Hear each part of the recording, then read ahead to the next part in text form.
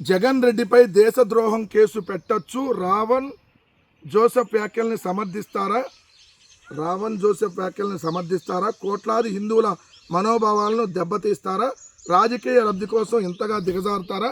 ఇలాంటి వారిపై రాజద్రోహం కేసులు పెట్టాలి. మంత్రి ఆనం రామనారాయణ రెడ్డి.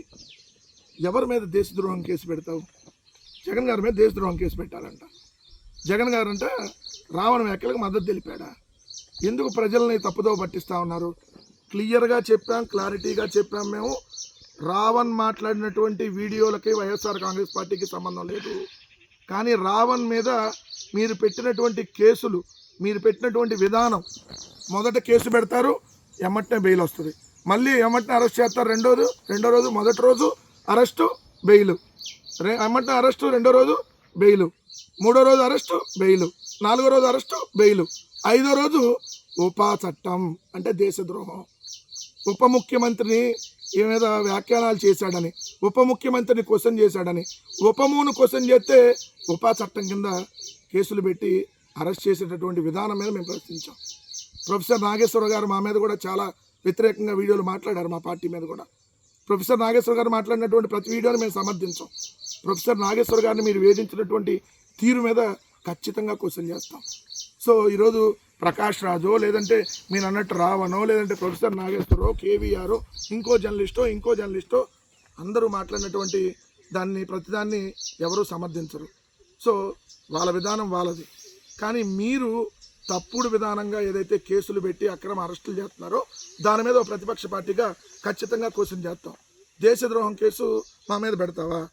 దమ్ముంటే పెట్టండి. మీకు మిస్టర్ ఆనం రామనారాయణ రెడ్డి, నువ్వు మగాడివి అయితే పెట్టించు. జగన్మోహన్ రెడ్డి గారి మీద కేసులు పెట్టించు. నీకే దిక్కు దివాన్ లేదు అక్కడ. నువ్వు ఈరోజు మతాల గురించి మాట్లాడుతున్నావా? మత విద్వేషాలు రెచ్చగొడితే చూస్తూ ఊరుకోం. కొద్దిగా సిగ్గుందా? ఆ దేవుడు కొంచెం గడ్డి బుద్ధి పెట్టాడా మీకు? గడ్డి తింటున్నారా, అన్నం తింటున్నారా? మత విద్వేషాలా? ఎవరు మత విద్వేషాలు రెచ్చగొట్టింది? 140 కోట్ల హిందువుల ఆరాధ్య దైవమైనటువంటి ఆ కలియుగ ప్రత్యక్ష దైవం శ్రీ వెంకటేశ్వర స్వామికి సంబంధించినటువంటి పవిత్ర లడ్డు మీద 310 సంవత్సరాల చరిత్ర కలిగిన ఆ లడ్డు మీద పంది కొవ్వు, గొడ్డు కొవ్వు, బాత్రూమ్ల యాసిడ్ అని మాట్లాడి మత విద్వేషాలు రెచ్చగొట్టినటువంటి దుర్మార్గమైనటువంటి ప్రభుత్వం మీది కాదు ఆనం రామనారాయణ రెడ్డి గారు?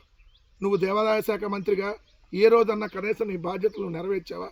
దేవాలయాల మీద జరిగినటువంటి దాడులు లిస్టు చెప్తే నిజంగా ఇన్ని రాష్ట్రంలో జరుగుతూ ఉంటే నీ మనిషి ఎక్కడికి పోయాడా? ఈ దేవాదాయ శాఖ మంత్రిగా ఉన్నాడా, అసలు లేడా అనేది ఈరోజు ప్రజలకు నువ్వు సమాధానం చెప్పాలి.